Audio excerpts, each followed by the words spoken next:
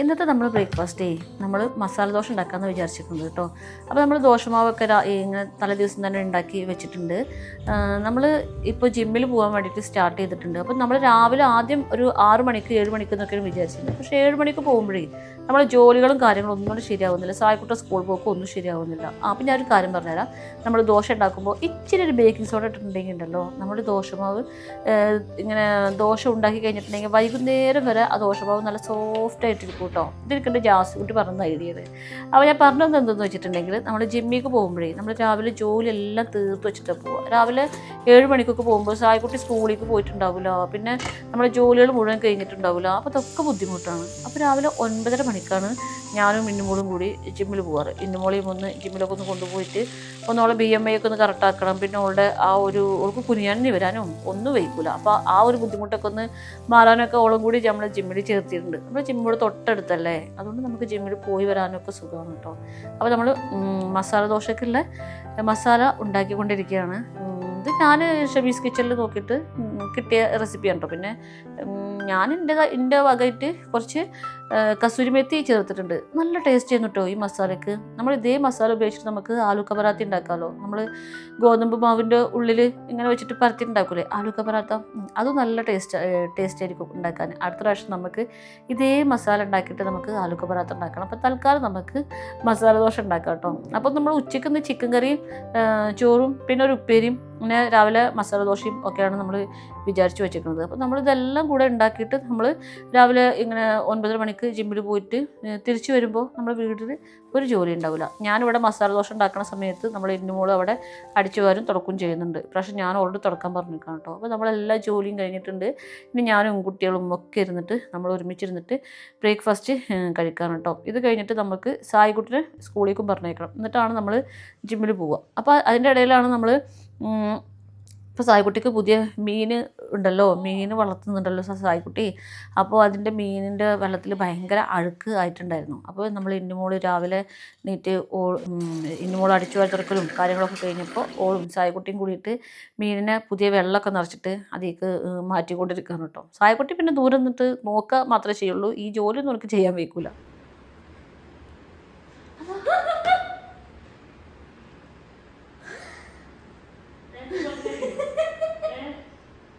പേടിച്ചോ? നിർത്തി കടിക്കണേ, അത് തെളിച്ചത് പോയി.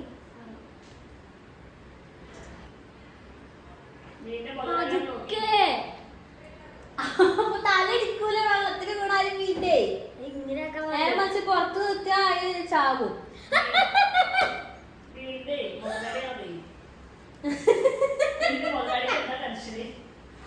മീനിന്റെ മുതലാളി വെള്ളം ഒന്നും മാറ്റൂല കേട്ടോ, ടെൻഷൻ ഏറെയാണ്. എത്ര മീനുണ്ട്? 1 2 3 4 ഈ മീനിനെ നമ്മൾ സായിക്കുട്ടിക്ക് താഴത്തെ റൂമിൽ തോൻ്റെ ഫ്രണ്ട് വെറുതെ കൊടുത്തതാണ് കേട്ടോ. അപ്പോൾ പിന്നെ ഞാൻ അവനക്ക് ആമസോണിൽ നിന്ന് ഒരു ബൗൾ വാങ്ങിച്ചു കൊടുത്തു. നമ്മുടെ വീട്ടിൽ എന്തെങ്കിലും ഒരു ജീവനുള്ള വസ്തുവിനെ വേറെ വളർത്തുന്നത് നല്ലതല്ലേ. അപ്പോൾ ഒരു മീൻ എങ്കിലും ഇരിക്കട്ടെ എന്ന് വിചാരിച്ചു ഞാനും. ഹലോ ഹാഡിയേഴ്സ്, അസ്സലാമു അലൈക്കും. പുതിയ വീഡിയോയിലേക്ക് എല്ലാ പ്രിയ കൂട്ടുകാർക്കും ഹൃദ്യമായ സ്വാഗതം കേട്ടോ. അപ്പോൾ നമ്മളിത് ജിമ്മിൽ പോകാൻ നിൽക്കുകയാണ്. നമ്മൾ രാവിലത്തെ എല്ലാ ജോലിയും കഴിച്ചു വെച്ചിട്ടുണ്ട്. വീട്ടിൽ അടിച്ചു വാരി തുടക്കൽ, ചോറ് നോക്കൽ, ചായം കടി ഉണ്ടാക്കൽ, സായിക്കുട്ടി സ്കൂളിൽ പോകൽ ഒക്കെ കഴിഞ്ഞു. ഇനി നമുക്ക് ജിമ്മിൽ പോയിട്ട് നമ്മളിപ്പോൾ ഒരു 9:30 മണിയാണ് ഇപ്പോൾ സമയം. പോയിട്ട് ഒരു 10-12 മണിയാകുമ്പോൾ തിരിച്ചു വരാം. അപ്പോൾ തിരിച്ചു വരുമ്പോൾ ഓക്കെ വീട്ടിൽ ജോലിയൊന്നും ഉണ്ടാവില്ല. ജിമ്മിൽ പോയി വന്നിട്ടുണ്ടെങ്കിൽ ഭയങ്കര മേലുവേദനയും കൈവേദനയും കാലുവേദനയൊക്കെ കാര്യം. നമ്മൾ തുടങ്ങിയിട്ടല്ലേ ഉള്ളൂ. അപ്പോൾ അതിൻ്റെതായ നല്ല വേദനയൊക്കെ ഉണ്ടാവും. അപ്പോൾ ജോലിയൊക്കെ കഴിച്ച് വെച്ച് പോയിട്ടുണ്ടെങ്കിൽ പിന്നെ നമുക്ക് സുഖമായിരിക്കുമല്ലോ. അപ്പോൾ അങ്ങനെ ഇപ്രാവശ്യം ഞാൻ മാത്രമല്ല ജിമ്മിൽ പോകണത് കേട്ടോ. നമ്മൾ ഇന്നുമോളും കൂടി ഞാൻ ജിമ്മിൽ ചേർത്തിട്ടുണ്ട്. അപ്പോൾ നമ്മൾ ഇന്നുമോളും കൂടി ചേർത്തിട്ട് ഓളെ BMI കറക്റ്റാക്കണം എന്നൊക്കെ വിചാരിച്ചിട്ടാണ്. അപ്പോൾ അങ്ങനെ ഞാൻ ഇന്നുമോളും കൂടി ജിമ്മിൽ പോയിട്ട് വരാം കേട്ടോ. എങ്ങനെയുണ്ട് ഇന്നുമോളെ ജിമ്മിൽ പോകുന്ന അനുഭവങ്ങൾ? വളരെ നല്ലൊരു അനുഭവമാണ്. ഇത് ലിഗമെന്റ് മൊത്തം പോയി കൊടുക്കുകയാണ്. കൈ അനക്കാൻ വയ്യ, കാലും അനക്കാൻ വയ്യ. മുപ്പത്തിരക്ക് നല്ല ബുദ്ധിമുട്ടുണ്ട് ജിമ്മിൽ വരണം കേട്ടോ. പക്ഷെ ഞാനോട് സമ്മതിക്കില്ല, പിടിച്ചു കൊണ്ടുപോകാൻ. ഞാനോട് ബുദ്ധിമുട്ട് പറഞ്ഞാലേ രസമാണ് പോവാൻ.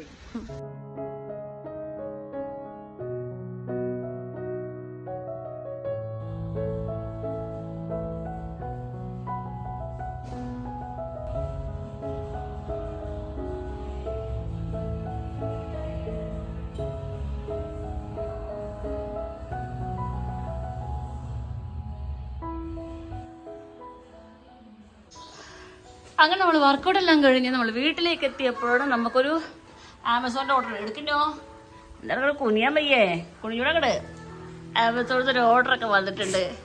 ഇനി നമ്മൾ വാതിൽ ഓൾറെഡി തുറന്നിക്കണം കേട്ടോ. അപ്പോൾ നമ്മൾ ആദ്യം തന്നെ ജോലിയൊക്കെ കഴിച്ച് വീട് ചോറും കറിയൊക്കെ വെച്ച് അടിച്ച് വാരി തുടച്ച് പോയ കാരണം കൊണ്ട് വീട്ടിൽ വന്നപ്പോൾ ഒരു ആശ്വാസമല്ലേ. ഞാൻ ഇവിടുന്ന് പോകുമ്പോൾ ഞാൻ പറഞ്ഞില്ലേ നമുക്ക് തിരിച്ചു വരുമ്പോൾ നല്ല ആശ്വാസമായിരിക്കും. ഈ ഐഡിയ എല്ലാവരും ട്രൈ ചെയ്തോളൂ. കാരണം രാവിലെ നമ്മൾ നീറ്റ് ഫസ്റ്റ് ദിവസമാണ് അങ്ങനെ ചെയ്യുന്നത്. അപ്പൊ രാവിലെ നീറ്റ് ചെയ്യുമ്പോൾ നമ്മൾ ആലോചിക്കും എന്തിനാണ് ഇങ്ങനെ ചെയ്യുന്നത്, വന്നിട്ട് എന്താ വെച്ചാൽ കാട്ടിയപ്പോൾ രാവിലെ നേരത്തെ നീക്കണ്ടായിരുന്നു. പക്ഷെ ചെയ്ത് കഴിഞ്ഞിട്ട് വീട്ടിൽ തന്നെ നല്ല ആശ്വാസമില്ല. കാരണം ജിമ്മിൽ പോയിട്ട് വരുമ്പോൾ നമ്മൾ അല്ലത്തലാ കുഴഞ്ഞിട്ടുണ്ടാവും. ഇത് തുറന്നാൽ നമ്മുടെ പ്രേക്ഷകർക്ക് ഇതെന്താന്ന് കാണാൻ ആഗ്രഹം ഉണ്ടാവും. ഇതെന്താണ് ഇത് തുറന്നിട്ടോ. ഈ ഒരു പെട്ടിയാണ് അയച്ചാൽ പോരെ നേരത്തെ തന്നെ മനുഷ്യന്മാരെ കഷ്ടപ്പെടുത്തിയിട്ട് കേൾക്കാം. ഇത് ഞാനേ പുകപ്പിക്കുന്ന ഊത് കഴിഞ്ഞിട്ടുണ്ടായിരുന്നു. അപ്പോൾ അത് വാങ്ങിച്ചതാണ് പുതിയതായിട്ട്. എങ്ങനെ ഉണ്ടെന്ന് നോക്കിയേക്കാം. അതിൻ്റെ ഉള്ളിൽ ഇതിപ്പോൾ നമ്മൾ ബർത്ത്ഡേക്ക് ഗിഫ്റ്റ് കൊടുക്കൂലടി. ഒരു പെട്ടി അതിനുള്ളിൽ വേറെ പെട്ടി അതിനുള്ളിൽ വേറെ പെട്ടി. ഇത് മസാല പോലെയാണ്. എങ്ങനെ നമ്മൾ ഉരുട്ടി ഉണ്ടാക്കണം. ഓക്കെ മണം കണ്ടു നോക്കട്ടെ കേട്ടോ. ഇത് ഇങ്ങനത്തെ അല്ലേ? അതന്നെ മറ്റേ ഇത് പുകപ്പിച്ച കുറച്ച് ഉണ്ടാവട്ടോ. പക്ഷെ അത് നമുക്ക് വെതറിട്ട് കൊടുക്കാം. അങ്ങനെ ചെയ്യാൻ തോന്നുന്നു. നല്ലതാണ്. നമുക്ക് ഇനിയും പുകപ്പിക്കണം. മേടിക്കണം. സോറി. നമ്മളങ്ങനെ ഫുഡെല്ലാം കഴിച്ചു കഴിഞ്ഞ് വന്നപ്പോ നമുക്കൊരു ഗസ്റ്റ് വന്നിട്ടുണ്ട്. ആരാ വെച്ചിട്ടോളൊന്നും മുണ്ടിടില്ല. ഞാൻ ഞാൻ അന്നമ്മ വന്നപ്പോ അന്നമ്മൂൻ ഉണ്ടാക്കി കൊടുത്തു. നല്ല 2 മസാല ദോശ ഉണ്ടാക്കി. പിന്നെ അയിമ തന്നെ എന്താണ് പാല് വന്നാലും മസാല ദോശയാണ്. എന്താണ് രാവിലെ മസാല ദോശ ഉണ്ടാക്കി. അപ്പൊ അതിനൊരു രസം പറഞ്ഞു. ഞാന് വന്നാലും മസാല ദോശ. രണ്ടാളും കൂടെ കൂലകഷമായിട്ട് തുറന്നാ നോക്കട്ടെ. നിനക്കില്ലട്ടാ. നിനക്കില്ല അനുമോ. ഇത് കൊടുന്ന ആൾക്കാരെ കഴിക്കാൻ പാടില്ല. എനിക്കില്ല. കഴിച്ചോക്ക്.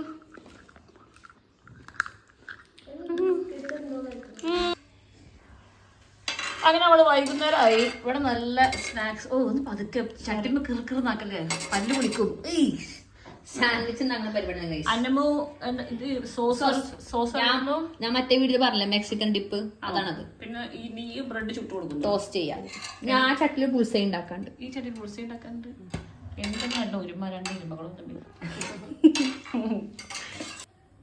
നമ്മളങ്ങനെ ചായയൊക്കെ സെറ്റ് ചെയ്യുന്നുണ്ട്. സായിക്കുട്ടി സ്കൂളൊക്കെ ഇട്ട് വന്നിട്ടുണ്ട്.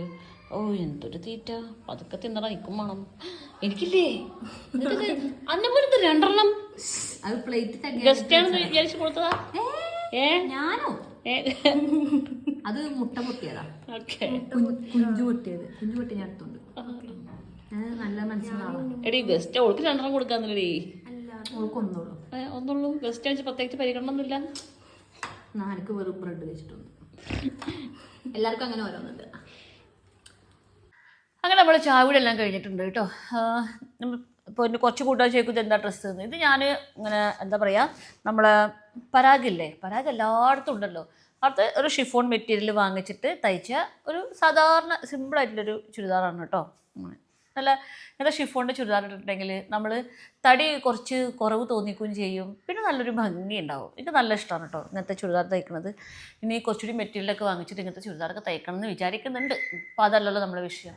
നമ്മൾ ഇപ്പം ഞാൻ കുറച്ച് ദിവസമായിട്ട് നല്ലക്ക് മുൻപും വരാറുണ്ട്. ഇൻസ്റ്റയിലൊക്കെ ചില കല്യാണാലോചനകളൊക്കെ വരാറുണ്ട് കേട്ടോ. ഇന്ന് മോൾക്കൊന്നുമില്ല, എനിക്ക് തന്നെ നടക്കണം റബ്ബേ. എനിക്ക് ചിലർ ഇങ്ങനെ ബ്രദറിന് വേണ്ടിയിട്ട്, ചിലരുടെ ഉപ്പാക്ക് വേണ്ടിയിട്ട് വരെ കല്യാണം ആലോചിച്ച ആൾക്കാരുണ്ട് കേട്ടോ. അത് അവർ തെറ്റായിട്ടല്ല ഞാൻ പറയുന്നത്. അവർ അങ്ങനെ നിങ്ങൾക്ക് ഇനിയൊരു ജീവിതം ഇങ്ങനെ വേണ്ട അങ്ങനെ ഇങ്ങനെയെന്നൊക്കെ പറഞ്ഞിട്ട് അങ്ങനെയൊക്കെ ഇങ്ങനെ ഇൻസ്റ്റയിൽ മെസ്സേജ് അയക്കാറുണ്ട്. പിന്നെ നമ്മളെ വീഡിയോത്തിൻ്റെ കമൻറ്റിലും പലരും നമ്മളടുത്ത് പറയാറുണ്ട്, നിങ്ങളൊരു കല്യാണം കഴിക്കണം, നിങ്ങളിങ്ങനെ അങ്ങനെ ഒറ്റയ്ക്ക് ഇങ്ങനെ ജീവിക്കരുത്, ഇങ്ങനെ കുട്ടികളൊക്കെ ഇങ്ങനെ ഓരോ വഴിക്ക് പോകുമ്പോൾ നിങ്ങൾ ഒറ്റയ്ക്കാവും, അങ്ങനെയൊക്കെ കുറേ കമൻറ്റുകളൊക്കെ ഞാൻ കാണാറുണ്ട്. പക്ഷെ ഞാനത് കാര്യമാക്കാറില്ല. ഓക്കെ, അവരെല്ലാവരും നമ്മളടുത്തൊരു ഇതുള്ളതുകൊണ്ടാണല്ലോ പറയുന്നത്. അപ്പോൾ ഇൻസ്റ്റയിൽ ഇപ്പോൾ തുടർച്ചയായിട്ട് 3, 4, 5, 6 ആലോചനകളായി വന്നു. അപ്പം ഞാനെന്നാൽ ഓക്കെ ഒരു ചെറിയൊരു കാര്യം പറയാമെന്ന് വിചാരിച്ചിട്ടാണ് കേട്ടോ. എനിക്ക് ഇതിനെ സംബന്ധിച്ച് ഞാൻ എൻ്റെ ഇന്നുമോളെ കല്യാണം കഴിപ്പിക്കാമെന്ന് ആലോചിക്കുമ്പോൾ തന്നെ എനിക്ക് ടെൻഷനാണ്. അമ്മ കല്യാണം കഴിക്കേ ഓടോ, കല്യാണം എന്തായാലും കഴിക്കണം, അത് തീർച്ചയായിട്ടും കല്യാണം കഴിക്കണം. ഞാനൊരു കല്യാണ വിരോധിയൊന്നുമല്ല കേട്ടോ. എൻ്റെ മോളുടെ കാര്യത്തിലെ കല്യാണ വിരോധിയൊന്നുമല്ല, കല്യാണം കഴിക്കണം. ഞാനിത് എപ്പോഴും പറയാറുള്ളത് പോലെ തന്നെ ഒരു വയസ്സും പ്രായം പക്വതയും ഓളെ കല്യാണം നടത്താനുള്ള ഒരു പ്രാപ്തി എന്നാണ് ആവണത്. ഓൾക്കൊരു ജോലി, ഓൾക്കൊരു കാര്യങ്ങൾ, വെറുതെ ഒരു ജോലിയൊന്നുമല്ല, നല്ല സെറ്റിൽഡ് ആയിട്ട് നല്ല ജോലിയൊക്കെ ചെയ്ത് നല്ല പോലെ നിൽക്കാൻ പറ്റുന്ന പ്രായത്തിലുള്ളൂ കല്യാണം കഴിപ്പിക്കുക. അത് വേറെ കാര്യം. അത് ഇന്നുമോളുടെ കാര്യം. ഞാൻ എൻ്റെ കാര്യം പറയുകയാണെന്നുണ്ടെങ്കിൽ ഞാൻ എൻ്റെ ജീവിതത്തിൽ ഇനി കല്യാണം കഴിക്കുമോ എനിക്കറിയില്ല കേട്ടോ. ഞാനിനി കല്യാണം കഴിക്കാൻ ഞാനിപ്പോൾ ഒന്ന് കഴിച്ച് നോക്കിയതാണല്ലോ. എൻ്റെ ഒരു അഭിപ്രായത്തിൽ ഒരു കല്യാണം കഴിച്ചിട്ട് ഒരു കല്യാണം കഴിച്ചിട്ട് അതിലൊരു പരാജയം ഏറ്റുവാങ്ങിയിട്ടുണ്ടെന്നുണ്ടെങ്കിൽ പിന്നെ ഒരു അടുത്ത കല്യാണം കഴിക്കാൻ ആരായാലും ഒന്ന് പേടിക്കും എന്നുള്ളതാണ് എനിക്ക് തോന്നുന്നത് കേട്ടോ. അപ്പോൾ എനിക്ക് നല്ലപോലെ ജീവിക്കുന്ന, കല്യാണം കഴിച്ച് നല്ലപോലെ ജീവിക്കുന്ന ആൾക്കാരുണ്ട്. ഇപ്പം ഞാൻ എൻ്റെ വീട്ടിലേക്ക് നോക്കുമ്പോൾ എൻ്റെ വീട്ടിൽ എൻ്റെ ഉമ്മയും വാപ്പയാണെങ്കിലും കൂടി നല്ല അവർ നല്ല നമ്മളത് കണ്ടിട്ടാണ് നമ്മളൊക്കെ വളർന്നു വന്നിരുന്നത്.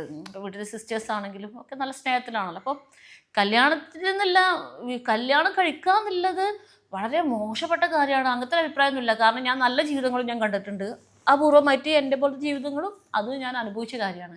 അപ്പം ഇനിയൊരു പുതിയ കല്യാണം കഴിക്കുക എന്നുള്ളത് എന്നെ സംബന്ധിച്ച് ഞാൻ ആലോചിക്കുമ്പോൾ അയ്യോ ഇനി എന്തിനാണ് എന്നുള്ളതാണ്. എൻ്റെ എന്താ പറയുക, എൻ്റെ ബ്യൂട്ടി പറയാറുണ്ട്, എൻ്റെ ഉമ്മച്ചിക്ക് എപ്പോഴും ടെൻഷനാണ്, ഞാൻ ഒറ്റക്കല്ലേ ജീവിക്കുന്നത്, നമുക്കൊരു മാട്രിമോണിയിൽ ഒരു ഇത് കൊടുത്താലോ അങ്ങനെയൊക്കെ. ഞാൻ ഡിവോഴ്സ്ഡ് അല്ല കേട്ടോ, ഞാൻ സെപ്പറേറ്റ് ആയിട്ട് ജീവിക്കുന്നേ ഉള്ളൂ.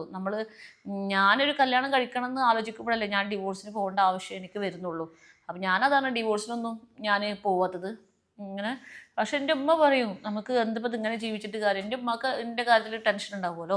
അപ്പം ഉമ്മച്ചി പറയും നമുക്ക് ഇതിങ്ങനെ ആക്കിയിട്ട് നമുക്കൊരു മാട്രിമോണിയൽ പരസ്യം കൊടുക്കാം അങ്ങനെ ഇങ്ങനെ എന്നൊക്കെ പറയും. പിന്നെ നബിലൂട്ടി പറയുന്ന ഒരു കാര്യമുണ്ട്, ഞാൻ സംഗതി നബിലൂട്ടിൻ്റെ ചെറിയ അനിയത്തിയാണെന്നുണ്ടെങ്കിലും ചില കാര്യങ്ങൾക്ക് ഞാൻ ഉപദേശം ചോദിക്കാം, ഓളത്താണ് കേട്ടോ. ഓള് പറയുന്ന കാര്യങ്ങൾ ഞാൻ മിക്കതും ഓക്കെ എന്ന് പറഞ്ഞിട്ട് ഞാൻ അംഗീകരിക്കുന്ന ആളാണ്. അപ്പോൾ അവൾ പറയാറുണ്ട്, ഇനിയൊരു മാട്രിമോണിയലൊരു പരസ്യം കൊടുത്ത് ഒരു മരുമകളായിട്ട് വേറൊരു വീട്ടിലേക്ക് ചെല്ലുക എന്നുള്ളത് അതൊന്നും ഇനി അങ്ങോട്ട് പോസിബിൾ ആവുമെന്ന് തോന്നുന്നില്ല.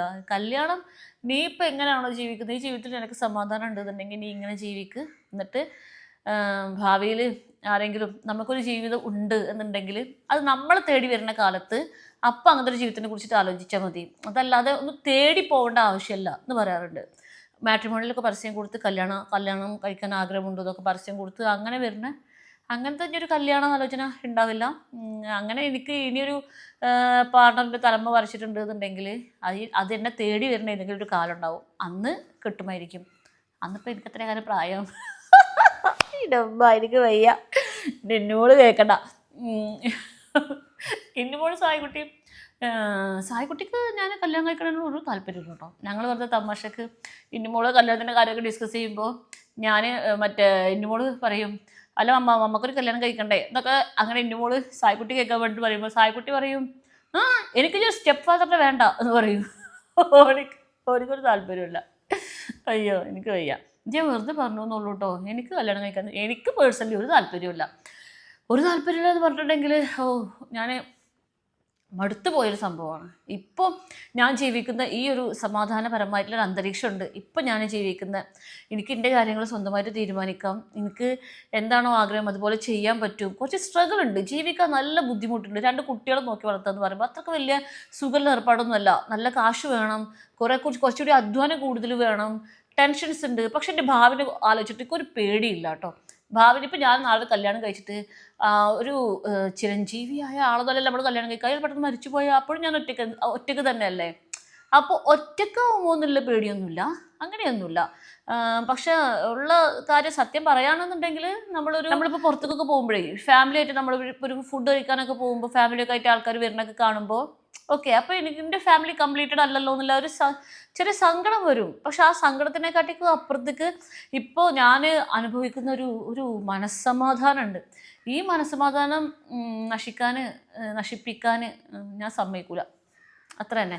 പിന്നെ ബാക്കിയൊക്കെ പഠിച്ചോൻ്റെ കയ്യിലല്ലേ, നാളെ എന്താ ഉണ്ടാവണം എന്നുള്ളത് നമുക്ക് പറയാൻ പറ്റില്ലല്ലോ. ഇപ്പം എൻ്റെ വാപ്പ എന്നെ അത്രയും സ്വർണ്ണവും പൈസയൊക്കെ കൊടുത്തിട്ട് കല്യാണം അയപ്പിച്ചപ്പോൾ ഞാനൊരു സമയത്ത് ഒറ്റപ്പെട്ട് ഇങ്ങനെ ജീവിക്കേണ്ടി വരുന്നുള്ളത് എൻ്റെ വാപ്പ വിചാരിച്ചിട്ടുണ്ടാവും, എൻ്റെ അമ്മ വിചാരിച്ചിട്ടുണ്ടാവും, എൻ്റെ സിസ്റ്റേഴ്സ് വിചാരിച്ചിട്ടുണ്ടാവും, ഞാൻ വിചാരിച്ചോ? അപ്പോൾ നമ്മൾ വിചാരിക്കണതൊന്നുമല്ല നടക്കാൻ പോണത്. അപ്പോൾ എങ്ങനെയാണോ പഠിച്ച് വിചാരിച്ചിരിക്കുന്നത് അതുപോലെ നടന്നു പോയിക്കോട്ടെ, നമ്മളായിട്ട് ഒന്നിലും ഇടപെടാൻ നിൽക്കുന്നില്ല, എനിക്ക് ഇടപെടാനായിട്ട് താല്പര്യമില്ല. അപ്പോൾ എനിക്ക് ഇനി ഇൻസ്റ്റയിലൊക്കെ കല്യാണം ആലോചിക്കുന്ന അങ്ങനത്തെ എല്ലാവരും ഉണ്ടെന്നുണ്ടെങ്കിൽ ഞാനിപ്പോൾ വില്ലിങ് അല്ല കല്യാണം കഴിക്കാൻ. ഞാൻ അവർക്കൊക്കെ ഞാൻ റിപ്ലൈ കൊടുത്തിട്ടുണ്ട്. ഇനി പുതിയ ആൾക്കാർ ആരെങ്കിലും ഇങ്ങനെ മെസ്സേജ് ചെയ്യാൻ ആഗ്രഹിക്കുന്നുണ്ട് എന്നുണ്ടെങ്കിൽ എനിക്ക് ധൈര്യമല്ല ഈ ഒരു കല്യാണം കഴിക്കാൻ. ഇനിയിപ്പോൾ ഞാനിങ്ങനെ ഈ മനസ്സമാധാനത്തോടു കൂടി ജീവിച്ചു പോയിക്കോട്ടെ. അങ്ങനെയൊക്കെയാണ് കാര്യങ്ങൾ. അപ്പോൾ ഇനി നമ്മൾ കുറേ ദിവസമായി ഒന്ന് പുറത്തേക്കൊക്കെ ഒന്ന് ഇറങ്ങി നോക്കിയിട്ട് കേട്ടോ. ഇനി ഞാൻ പുറത്തേക്കൊക്കെ ഒന്ന് ഇറങ്ങി നോക്കിയിട്ട് താഴെ ആരൊക്കെ ഉണ്ട് എന്നൊക്കെ നോക്കട്ടെ. കുറേ ദിവസമായി വീടിൻ്റെ ഉള്ളിൽ തന്നെ ഇരിക്കുമ്പോഴേ വല്ലാത്തൊരു വീർപ്പുമുട്ടിൽ ഞാൻ പുറത്തിറങ്ങി നോക്കട്ടെ കേട്ടോ. ഇന്ന് നമ്മൾ കുറേ നേരം ഇവിടെ കുറേ ആൾക്കാരൊക്കെ ഉണ്ടായിരുന്നു. അവർത്തൊക്കെ സംസാരിച്ച് വർത്തമാനം പറഞ്ഞ് മരുവ് നേരമായി അകത്ത് കയറിയപ്പോൾ. കുറേ കാലമായിരുന്നു ഞാൻ ഈ അപ്പാർട്ട്മെൻറ്റിൻ്റെ പുറത്തേക്കൊന്നും ഇറങ്ങിയിട്ട് 2 മനുഷ്യന്മാരെ കണ്ടിട്ടുണ്ടായിരുന്നു. അങ്ങനെ ഇനി വീട്ടിൽ കയറിച്ചല്ല. നമ്മൾ മരുവ് വാങ്ങുമ്പോൾ കൊടുത്തിട്ടുണ്ട്. അപ്പോൾ ഞാനിത് ആമസോണിൽ നിന്ന് വാങ്ങിച്ച നമ്മൾ പുറപ്പിക്കുന്ന ഈ ഇതുണ്ടാവില്ലേ, അതിന് വാങ്ങിച്ച ഇങ്ങനെ എന്താ പറയുക, ചാർക്കോൾ. പിന്നെ നമ്മൾ ഈ പുകപ്പിക്കാതാ ഇതും ആമസോണിൽ വാങ്ങിച്ചാണ് കേട്ടോ. ഇതിന്റെ മണം നല്ല രസമുണ്ടല്ലോ. അടിപൊളി മണം. നമ്മളൊന്ന് ഒന്ന് പുകപ്പിക്കട്ടെ. കുറച്ച് കീടാണുക്കളെയും ഒരു ദുഷ്ടശക്തികളൊക്കെ ഒന്ന് പുറത്ത് കളയാനുണ്ട്.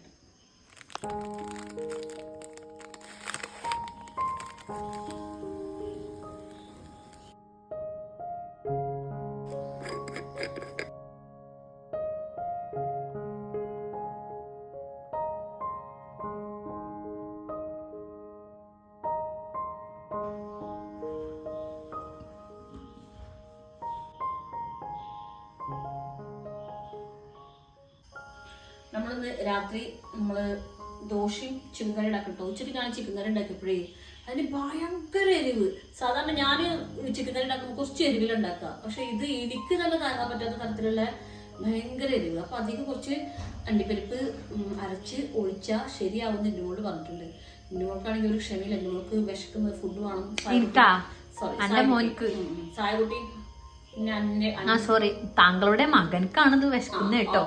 അപ്പൊ സായകുട്ടിക്ക് ഞാൻ പെട്ടെന്ന് മറന്നു. സായകുട്ടിക്ക് വിശക്കുന്ന പറഞ്ഞിട്ട് ഭയങ്കര ബുദ്ധിമുട്ട്. അപ്പൊ ഞാൻ ദോശയും ചിക്കൻ കറിയും കൂട്ടി കഴിക്കാം. അനുമോളെ നമുക്ക് ഗസ്റ്റ് ഉണ്ടല്ലോ. അനുമോളുടെ റെസ്റ്റിലാണ്. അനുമോളുടെ റെസ്റ്റ് എടുക്കട്ടെ. ഞാൻ ദോശ ഉണ്ടാക്കട്ടെ. നമ്മ ദോശ ഉണ്ടാക്കിയപ്പോ ക്രിസ്പി ദോശ ഉണ്ടാക്കി. ക്രിസ്പി ദോശ കേട്ടോ. ഞാൻ പിന്നെ താഴത്തെ വെച്ചിട്ട് ക്രിസ്പി ദോശ എന്ന് പറഞ്ഞത്. അപ്പൊ ഇന്നത്തെ കലാപരിപാടി ചിക്കൻക്ക് തക്കാളി അണ്ടിപ്പരിപ്പും അരച്ച് തൊഴിച്ചു കൊടുക്കുക. ഇനി കറി ലെവൽ താവൂല, കാരണം ഞാൻ ഉണ്ടാക്കാൻ പറഞ്ഞു. അതെ, ഞാൻ ഉണ്ടാക്കി കറിക്ക് കുറച്ച് കാഷ്യൂനട്ടും തക്കാളി വെക്കുമ്പോൾ അത് നെയ്യ് ഉണ്ടാക്കി ലെവല് മാറും. അത് കുറച്ച് ഉപ്പൊക്കെ ഇട്ട് ഈ ഒരു പേസ്റ്റ് ഒക്കെ ഒഴിച്ച് വരുമ്പോണ്ടല്ലോ കറി സീനാ. ഓക്കെ, സീനായി മതി. വാ, ആ പേസ്റ്റ് കണ്ടോ? ഞാൻ അരച്ചതിന്റെ ആ ഒരു അരപ്പ് മിക്സിന്റെ കഴിവും കൂടിയല്ല, എന്റെ കഴിവാ. നീ കറി കേടാതെ ശരിയാക്കി തന്നാൽ മതി. ഭക്ഷണം എല്ലാം കഴിച്ചു കഴിഞ്ഞ് കിച്ചണൊക്കെ വൃത്തിയാക്കിയിട്ടുണ്ട്. ഇനി നാളെ രാവിലെ എഴുന്നേറ്റ് വരുമ്പോൾ ഈ വൃത്തിയാക്കിയ കിച്ചൺ കാണുമ്പോൾ ഒരു ആശ്വാസം ആയിരിക്കും കേട്ടോ.